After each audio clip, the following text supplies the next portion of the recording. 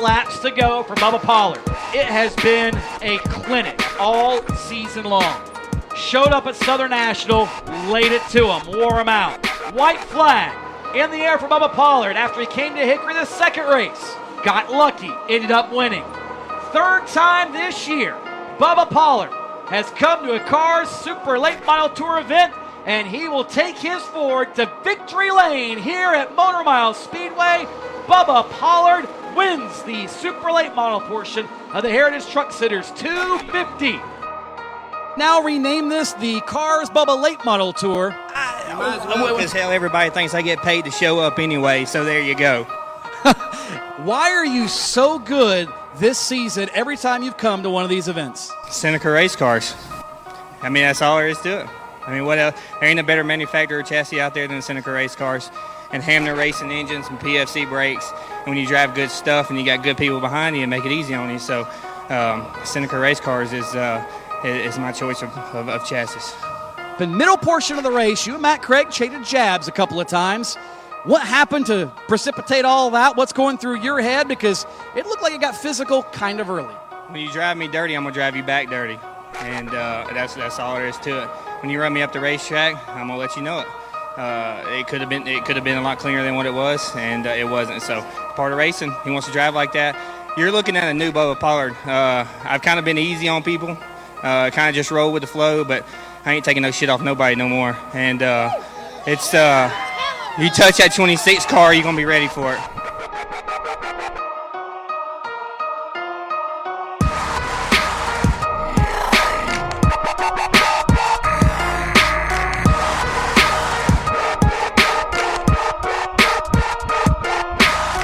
Off of turn number 4, through the KRC power steering restart zone.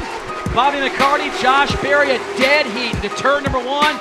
Door to door and wheel to wheel. Berry gets the advantage, but Bobby McCarty is not going to let him go easily into turn number 3. He fights back on the outside, but that 88 car just seems so good. That thing rotates so good. Whoa, problems front straightaway. The teammates, and now Tommy Lemons involved. Big hit for Drew Dollar. Lemons keeps it out of the outside wall. Camden Gully is in it. Jonathan Findley, Terry Brooks, Derek Kale. This is a big one here on the front straightaway, and it all started when the 17 of Taylor Gray, it appeared, got loose off turn number 4. Up the racetrack he came, and that was large.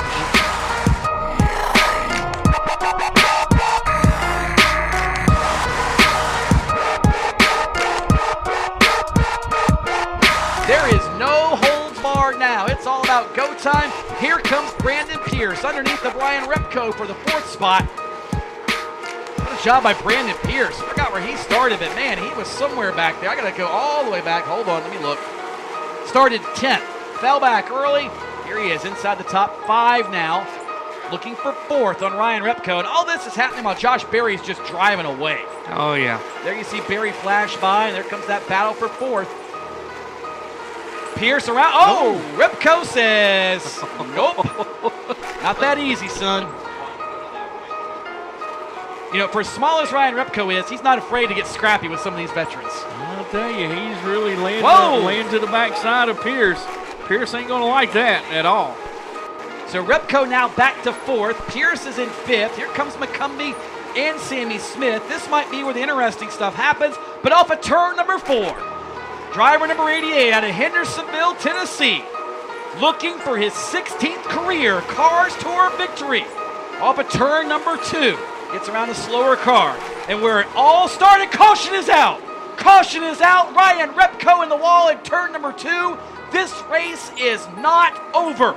2 laps to settle it. A Cars Tour race does not end under caution. So race control had to look at that and said, you know what? They've been doing it for the last 5 laps. Consequences are consequences, boys. Have at it and race. And you know what? I can't blame them. They want to beat, as race control said, if they want to beat on each other's bumpers, things happen. Through turn number 4, Josh Berry and Bobby McCarty, perhaps the final restart of the night. Green flag in the air. Brandon Pierce spun the tires. Berry going to use up Bobby McCarty in turn number 1. Does he repay the favor? Berry's able to keep him on his outside. The crossover to the white flag. McCarty to the bottom. Josh Berry seen no challengers all night. Contact. Up the track and around goes Josh Berry down in front of the field, and we will do it again. After misfortune from Josh Berry, he and Bobby McCarty contact in turn 1. Oh, mercy me, and this one is still not over.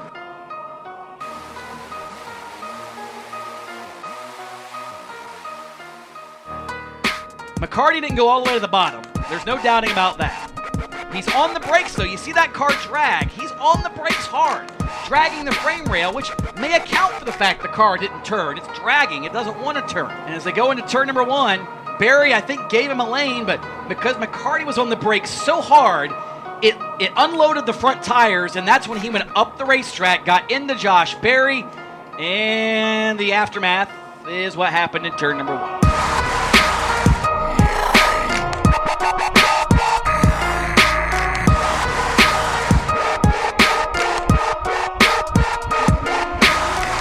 And Bobby McCarty chose the top. McCarty chose the top and opened it up for Justin Carroll. Through turns 3 and 4, new leader Bobby McCarty. Justin Carroll alongside through the restart box, and Bobby McCarty spun the tires. Look at Sammy Smith shoving Justin Carroll into turn number 1. 3 wide for the race lead on the next to last lap. Carroll now with the advantage in turn 3. White flag in the air. The difference was 10 one-thousandths of a second a lap ago. Smith there. McCarty works the outside. Carroll wheel to wheel with him into turn number 3. Carroll runs him up the hill at the stripe. It's going to be a dead heat. Bobby McCarty back to Edelbrock victory lane. Justin Carroll 29 one-thousandths of a second behind. Sammy Smith third. Brandon Pierce and Tommy Lemons Jr. Mercy me. We are going to go talk to one happy Bobby McCarty in victory lane. You and I talked yesterday at length about things you guys have done, changed, how frustrated you have been with not being in victory lane, and some of the struggles you guys have gone through. How much does this mean, knowing all of that, to be here back in Edelbrock victory lane at Motor Mile Speedway? Oh, it means a lot. It really does, and it's a testament to all these guys at Nelson Motorsports. I really hate that with the 88. I really do. He knows I don't race that way. We was both he was trying to pinch me. I was trying to run him up a little bit, and we hit wheels. He yanked the wheel right out of my hand. I wouldn't wreck nobody for a win. I never have. I never will. That was just a racing incident, and hopefully him and I can talk about it, and we can, come to an agreement. But like I said, just a big thank you to all these guys, everybody at Nelson Motorsports, Castrol, Solid Rock Carriers, Blue Ridge Color Company, Liquid Performance, A&E Race Cars, BST Shocks, just everybody. My wife and my son's here. It's the first time that they've been coming in the pits for a long time, and it's just a really cool moment for me. When you came down on the back straightaway, the white flag, and the spotter tells you caution, and then you have to deal with the restart with Josh, the restart with Justin Carroll. How do you explain that? What was that like in the car? What was going through your mind? When that caution come out, I was actually really worried. Them cautions, they cause a lot of problems. And, you never know how restart's going to play out. And Josh didn't get to the throttle really good coming out of 4, and I was able to pull the crossover, and we got position on him. And then that was unfortunate. I really hate that happened. And I didn't know whether to take the outside or the inside on the last restart.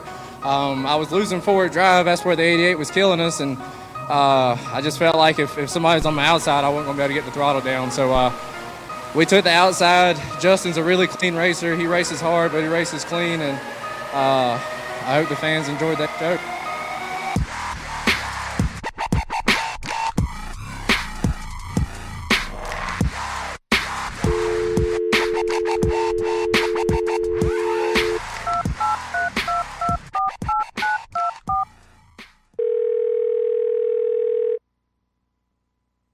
All right, we're here with the Cars Tour Report. Motor Mile Speedway in the rearview mirror. We've got Series Director Chris Ragle on the line. Chris, thanks for joining us today. Yeah, glad to be back with you guys, and glad to be halfway through the 2019 Cars Tour season. It's definitely been an interesting season so far. A lot of different winners and a lot of interesting things having taken place in the first 5 late model stock car races. And Saturday night at Motor Mile Speedway was definitely no different. Yeah, we had our I guess it'll be our 5th winner in 5 races. So from a series standpoint, that's always awesome, and I think from the fan base as well. So. Great racing in the late model stocks this year. Just incredibly tight field. So whenever you got 19 cars there, usually 18, 19 cars there, or the same cars every week. You get that tight racing. So another good one there at Motor Mile. Yeah, absolutely, for sure. Looked like, obviously from a car count standpoint, the turnout was exceptional. And that's not just, for your 2 divisions, but the 2 support divisions that the track had. Almost 90 cars in the pit area. It was pretty full there. Yeah, I think the official count was 86. So, that's awesome. That's awesome.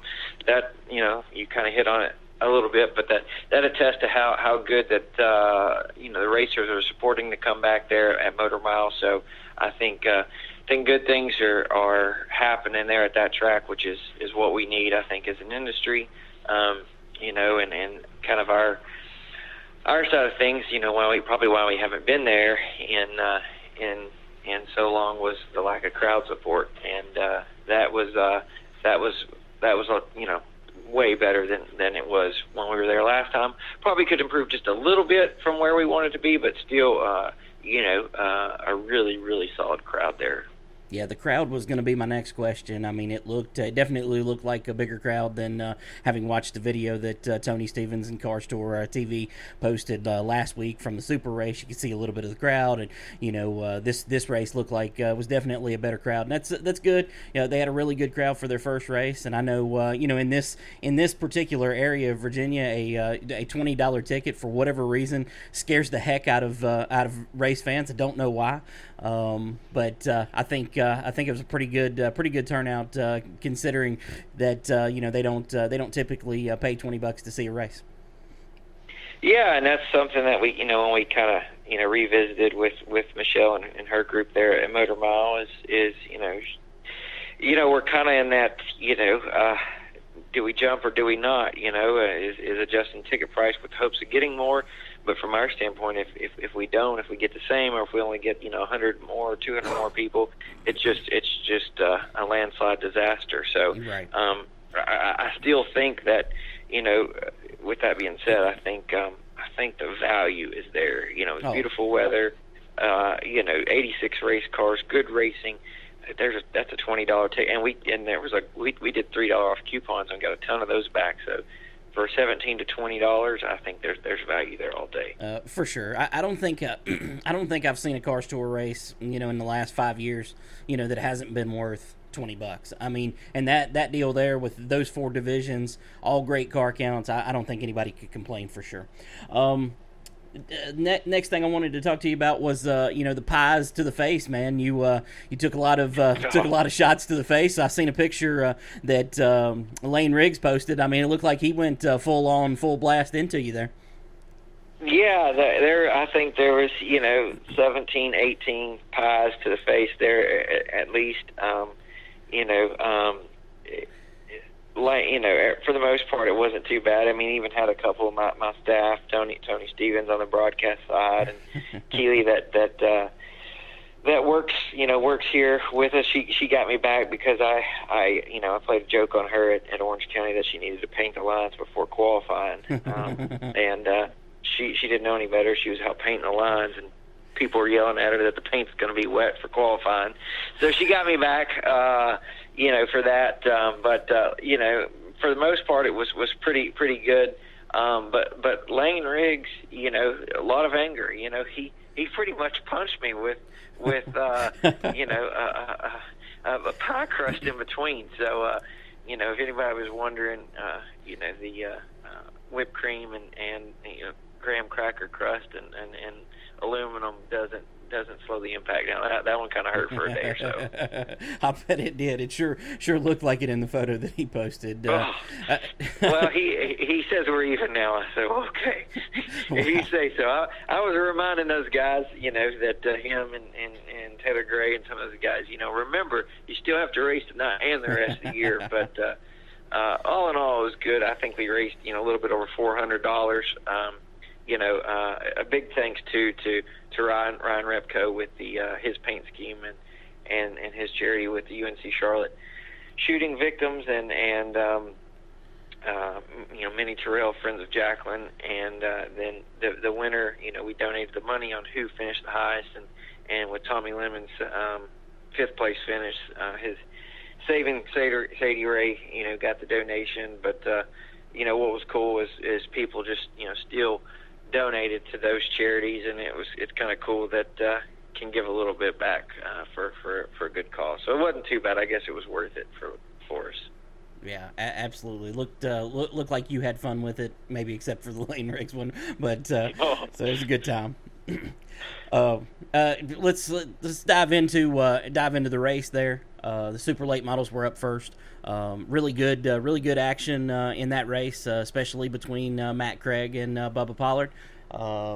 You know, after the race, Bubba had some interesting things to say in Victory Lane about how Matt Craig drove him.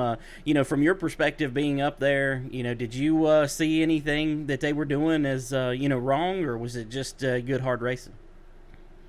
Well, I mean, you know, those two, you know, have a little history. Right. And for those that don't know, I believe it was I don't know if it was pass race or just independent race there a handful of years ago at Greenville Pickens, where Matt, you know, basically, you know, dumped Bubba and kind of destroyed the car, got parked or whatever and things like that. But you know, since that time, you know, I think that kind of built a rivalry a little bit.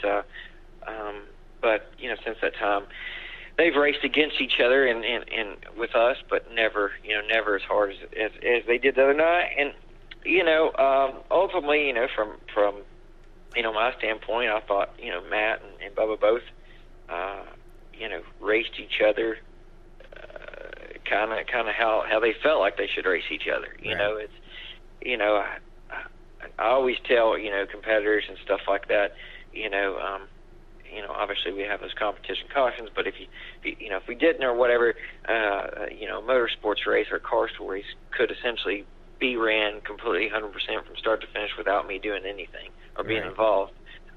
So, you know, I try not to get involved. I don't want to tell guys, you know, how to race and what to race, and you know, so I think those two guys did a pretty good job of racing each other the way they felt that they need to race each other, not how someone else, you know, thought they needed to race each other. And you know, and where that goes from here and where it ended, that's between those two. But you know, going back from the fan and the show and the promoter side of things, I thought as a whole that super late model race at Motor Mile was a good quality race.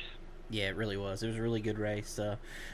Honestly, unlike the late model stock race, the first 80 laps of the late model stock race, yeah, they were jockeying for position a little bit, but first 80 laps, obviously, you had to throw two cautions, lap 40 and lap 80, you know, that were not organic, your competition cautions.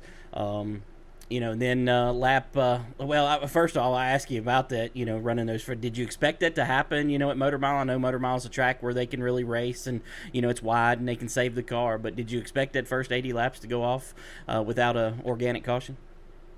Well, no, I don't. You know, I usually don't really, you know, think that. You know, if it happens, that's great.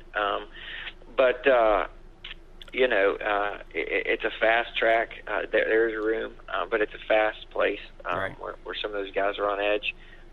But therein lies the reason why we have those competition yellows on that super race. If at the pace they were going through those first a little bit, I mean the whole race, 125 lap race was going to be over in about 19 minutes. Right. And that's not, that's, to me, that's not good. It's not what,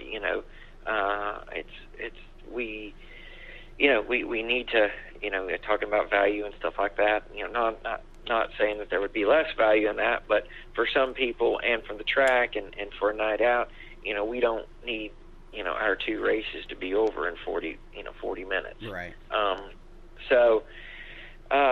No, I didn't expect that. From there, after those last 80 to 125, things picked up business a little bit. Yeah, for sure. I believe it was lap 81. They had the big crash on the front straightaway. Jonathan Finley got airborne. Taylor Gray and Drew Dollar got together. I mean, there was just all kinds of things happening in the course of that. I believe that crash started with Taylor Gray got loose, I believe, or got some help maybe. And that was a big one right there for sure. It was, and that's a thing.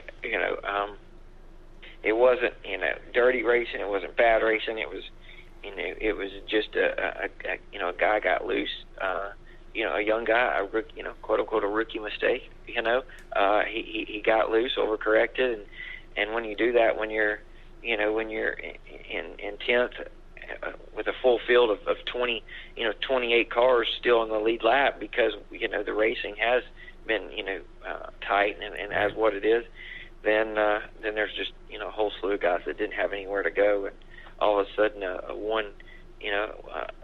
incident by one person or whatever is kind of collects everybody, and I mean it was big, it was wild. Those aren't the incidents you like to see, but once again, when you're at a fast place and the field is tight as it is, those things happen.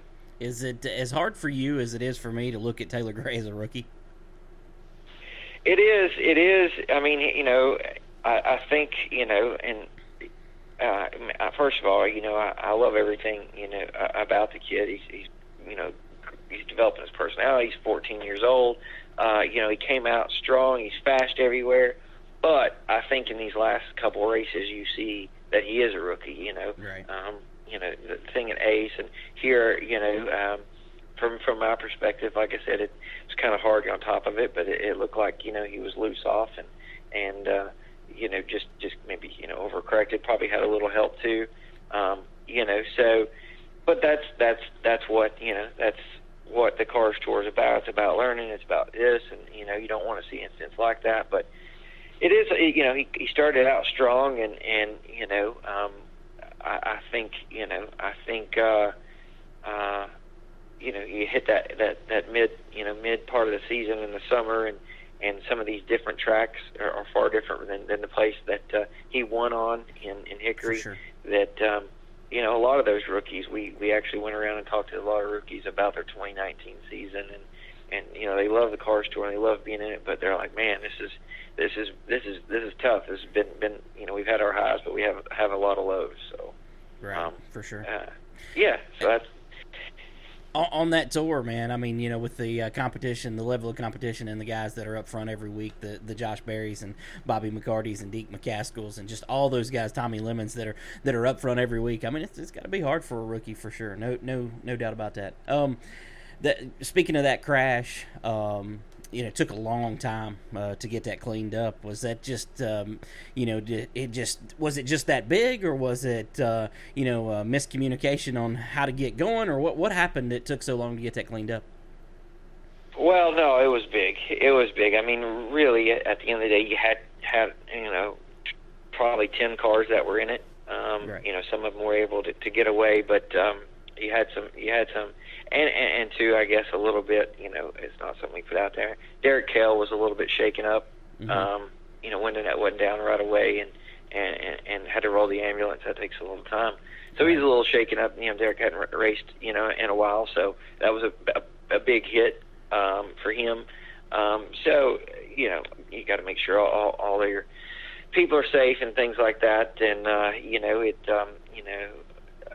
I guess there's 4 or 5 that were done and took some pretty hard hits that were scattered a little bit. You had Drew Dollar up in turn 1, so we always try to get the cars cleaned up and things like that. But we did have 2 wreckers, and they were working overtime in that period. So it took a couple trips rather than just 1 trip. We probably had about 2 or 3 trips. So it took a little longer than we liked, no doubt. But when you have 4 or 5 destroyed race cars that aren't racing, then that's just going to take a little bit of time than normal.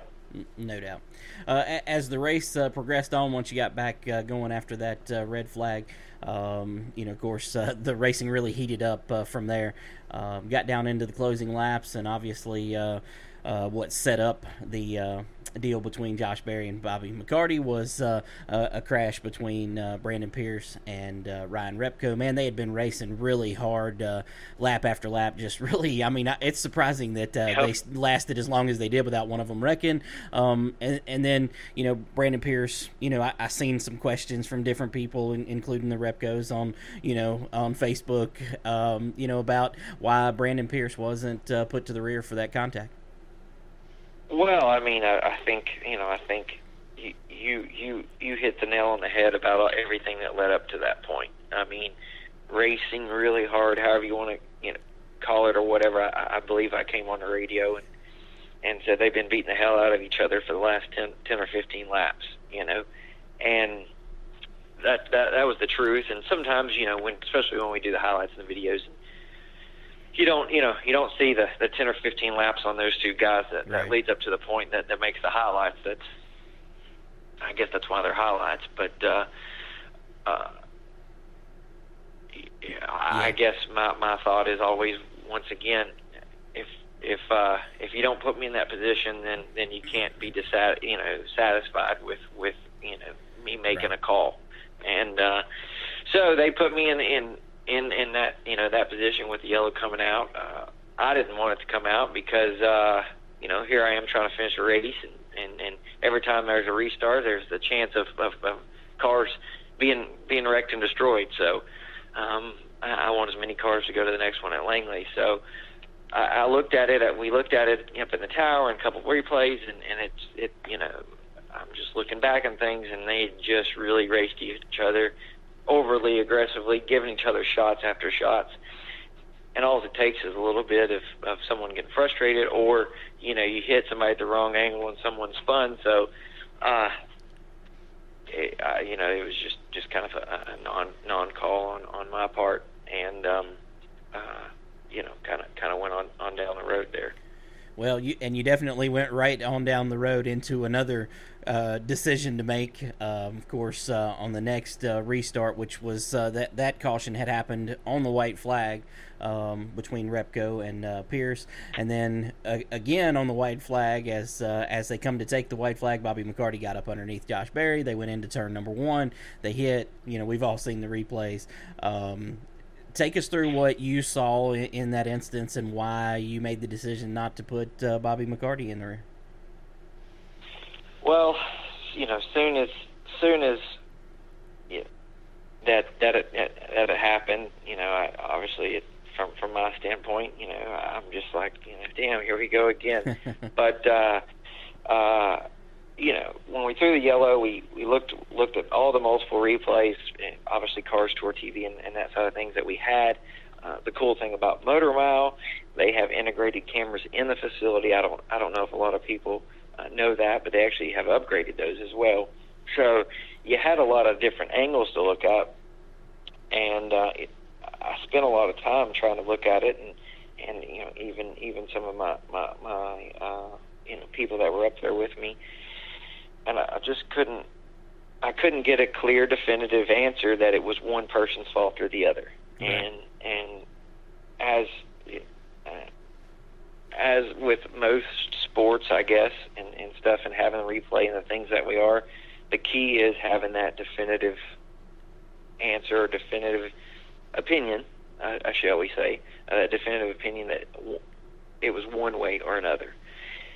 And I couldn't get that 100%, conclusive saying, Bobby went up into him and dumped him, and it was on purpose, or he made a mistake and purposely, whatever, or if it was Josh came down to make it tight. That that part was never 100% conclusive either way. And once again, if you look at the lap or two before, or the laps leading up to it, all those guys in the top four were pushing each other down and doing crossover moves. Even before that incident, there was a time where I believe Justin Carroll had a run, and Josh did an excellent deal of taking away his line. Just a tight field of racing, a tight field of cars, and at the end of the day, I looked at it and couldn't get 100% definitive. And just like my opinion, you can tell by whether on Twitter or Facebook or anything social, everybody has their opinion, and right. That's what it is. Right. I read an article Zach Evans did on Speed 51. He went back and talked to both of those guys. Bobby McCarty, basically said that he thought that Josh was struggling on the restarts, and Josh said that he was struggling on the restarts. So I guess, they just kind of came to a head there. I mean, it's two guys who really want to win races. I mean, Josh obviously won one recently. Bobby's been, winless for a while now. You're going to have that when you have some of the best guys and some of the best teams Absolutely. battling for wins every week. I mean, it's up to you to make that call, in the tower. But I think most of these guys have, whether they agree with you or not, they've learned, well, this is the way he's going to call the race, so. I think so, and talking to those guys and knowing, I think that's really a big thing that in the late model stock, side of things, that we've developed a great working relationship between me and the tower and them, and I try to do that. And there, like I said, there was no doubt that Bobby was inside of him. It was Josh. Josh is. If you look at Josh this year, his worst finish leading up into Motor Mile was 4th place. Right. And every single one of those races, if you look at the North State Nationals, and you look at Southern National, you look at Hickory, he's been in it to win it every single time. For sure. And a couple of those, there's been contact, right, hard contact that maybe took him out of that winning spot, which is at the end of the day is definitely no fault of mine, and Josh has been racing for us a long time, and I know Josh isn't a blaming guy. This is it's between the racers, and that's what it is, and it's just tight racing, and I don't know, it'll be interesting going forward, but I think at the end of the day, you had at the finish line when it got down to Bobby and Justin Carroll, who was right there, who had a race of the year for him. For sure. I mean, it was a photo finish at the end, so Bobby just didn't walk away with it once he did get that spot. Yeah, it was definitely a great finish between those two. With Josh and Bobby, there's a little bit of history from Ace. Bobby felt like Josh had used him up, and he's mentioned that, I believe, a couple of times since the race, and so I think I think those two guys, and I mean, it's a good position for the series. I mean, I know it's probably going to lead to you having to make more calls or non-calls as the season goes on, but I mean, you got your two top guys in the points, and those guys, both former champions, and they're really digging, and they're really not happy with one another right now. Yeah, I mean, they've got a chance, and they're the top two in points. As I look right now, there's 7 points between them, and then it drops all the way to about 15, 16, 17 back from there, and 22 from Josh. I mean, those two guys have got a chance to make history in either division, super late models or late model stocks. We've never had a repeat champion, right? And both of those two champions are in the mix to do it. It's going to be interesting for sure. Next stop, we'll head to Langley Speedway. first time for the car store heading there. What's your expectations heading over to Langley Speedway? Well, that's one of the few tracks in the region or in this area or that we're going to or whatever that I have actually never been to. Jack says it's like putting cones around a Walmart parking lot is how flat it is. So, but I've heard nothing but great places. Jack's told me a lot, and competitors told me a lot. It always produces some really, really good racing or at least really good finishes. Right. Tight, close finishes. So, really looking forward there. I hear the crowd supports there is just unbelievable, and that's what we like. That's what we thrive off of. That's what really gets us excited. So, maybe had a little dip there at Motor Mile, but still significantly better. But we want to continue those trends of large crowds and performing our show in front of a lot of people. So excited to go there. I think we're going to have some locals. Matter of fact, I know we are. Brendan Queen has already entered, and hearing a few other guys that might be up there. So once again, continuing the trend, I think that the possibility of another full field, 28 cars, is not unachievable. At worst case, I think we're 24 to 28. It's amazing the car count you guys have been able to continue to have. I know last time we talked to you heading into Motor Mile, you were like, hey, we're going to have 25 cars in each division, and you had a little bit more than that. And here we go to Langley Speedway, a new track. It's a long ways away from a lot of the teams that are committed to the series, and here you are, expecting another great car count. Yeah, no, that's what our work and what our job is to do is do that, and we're always trying to find ways and reaching out and making those calls to the track locals, and it's good, that, like I said, Brendan there's already entered, and I would hope that Edwards guys that are up there and Connor Hall would participate too. So I really feel like with what we have and what would be there in the region, that we could have another good car count, and we'll keep growing this thing as long as people want to support it. Yeah, absolutely, for sure. You guys made another big announcement yesterday regarding the Carteret race coming up on July 13th. Tell us about the purse deal there with Solid Rock Carriers.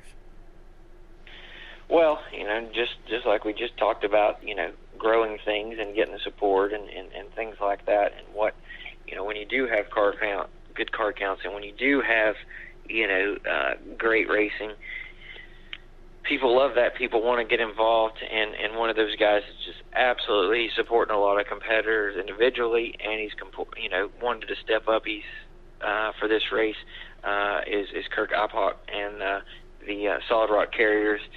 They came to us and wanted to they want to make make Carteret have the largest late model car count they've ever had. 21's the most they've ever had. So he said, what do we got to do? I want to do this. So me and him kind of went to work, and he wanted to grow the race purse, and I came up with how to do it, and he absolutely loved it. Kirk's a big supporter of the competitors. He loves car store, and he loves giving back to those guys who were homegrown.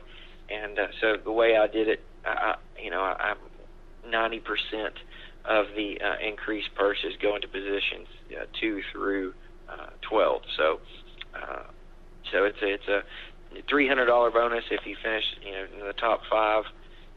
The winner gets a $500 bonus. Positions 12 through 6 is a $200 bonus, and then the first 7 people who just enter online that aren't either touring 12 or annual entries, they get $250 added to their purse, which right away we got 2 of those today. It went live this morning about 9 a.m.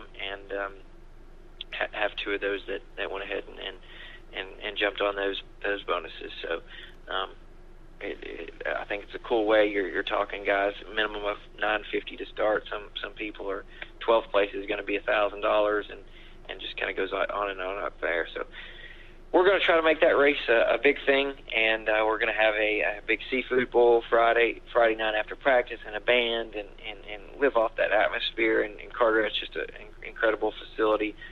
What Bobby Watson did there is incredible. So we want to keep that going. Bobby is the same way.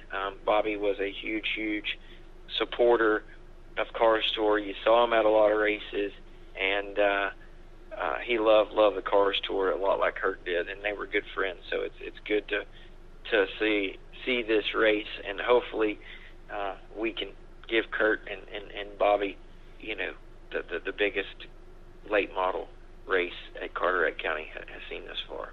Absolutely, and I think adding all that money in there is definitely going to help. Hopefully, get quite a few of those local guys. I know that was one of the struggles last year, was getting the locals to actually participate, and hopefully that money will be enough to get them in there and make for another great car store race for sure. Well, I've done the math, and honestly, if you're in the top 3 in points, and you go in there and you have 5 guys, and you get, you're the first one to sign up. You get your 3 free tires, because we still have the Circle Track Hometown Heroes, and you buy your pit pass and everything, and you sign up in one of the first 7 guys, you would actually make money starting and parking the car. That's so awesome. on your at the track costs. So I've already done the math. It's achievable. So there you go. I don't know if there's a short track right around here you could make money starting parking. Yeah, I doubt it for sure. Definitely looking forward to Carteret. Looking forward to Langley Speedway and Dominion for that matter. Should be three really good races in a row there. I do think that these 3 races, despite the incentives there, and I think that'll help you for sure. This will be probably your biggest challenge car count wise. You think keeping car count over these 3 races? Well, absolutely. You get into summertime, you get guys have either had a good year or bad year, okay year. So they kind of doubting themselves. It's a competitive series. So you've always got to find these things and find these rewards and find stuff in order to keep people to the track. Even, the good thing, we are going to some top-notch facilities, but we're trying to do things to keep that going and reward those guys for sticking out with us. And sometimes it's hard to see the end goal, but the late model stocks have done that. If they keep doing what they're doing, we're only going to grow this more in favor of them. So that's we got summer's always challenging, and then we'll get ready for throwback 276 first week of August. Been working on that, and from there we'll only have a couple more races to close out the year. Absolutely. All right, anything else before I let you go that going on in the car store world that we need to know about? Well, when are you coming to a race? Hadn't seen you. So that's enough questions of me. Are you gonna come make obviously Langley Super? What about Carteret? When's your next one? Oh man, I don't know. Probably Carteret. I don't know, man. I'll be honest with you, man. Car Store TV is so good that I can just stay at home. I mean, it's great, man. I know it's great being at the racetrack, and I do miss especially at Motor Mile this weekend. I had some graphic design work and stuff, but I really should have went, but I watched it on TV and it was great. So I mean, Tony Stevens and them, they do such a good job on there that it's hard to just say, well, I can just stay. I mean, I should say it's easy to just say I can just stay at home. Yeah, no, I mean, I really hate that you said that, because Tony already, Dale Jr. said that he did a good job. So two good accolades in 1 week for him is detrimental to his head, his head. So it is good though. He does a good job. So. You're right, but there's definitely nothing like getting to the racetrack. So hopefully we'll catch you at one of these, and like I said, I think we got some good tracks coming up, and we're already halfway through the year. Yep, and you mentioned Dale Jr. It's got to be really good for the series that almost every week on the Dale Jr. download, he's got something to say about the Car Store TV, whatever's going on. Yeah. He's talking about it every week, just about. It is. I mean, like I said, even on his own thing on Twitter and stuff like that, Right. and it's nothing has nothing been that way, begged or reached out to. It's just, I think it's just, and you've talked about this before. You just roll up your sleeve, you do the work, and everything just falls into place. And the big thing with him is and sometimes it's hard to see from the outside, but his just utter love and appreciation for his late model stock program. Absolutely. And his program and where he began in short track racing, the sport in general. Don't get me wrong, he loves it all, but his late model program and is huge, and it's organic, and he loves it, and I think he's I don't want to speak for him, but I think he's happy to be racing with the Cars Tour, and I know we're glad to have them guys, those guys racing with us. So he's definitely happy to be able to see his cars race when he can't be at the racetrack with them. So yeah, that's definitely a big kudos to Tony too.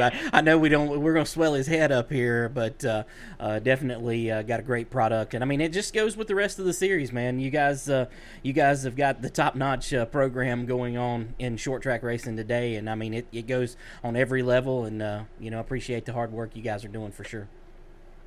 Well, we appreciate those words, and appreciate you guys, and look forward to meeting a lot of new fans and stuff up at Langley here on June 8th. All right, man, sounds good. We're going to let you out of here, and we'll talk to you again after the Langley Speedway race. All right, thanks, guys. Yeah, man.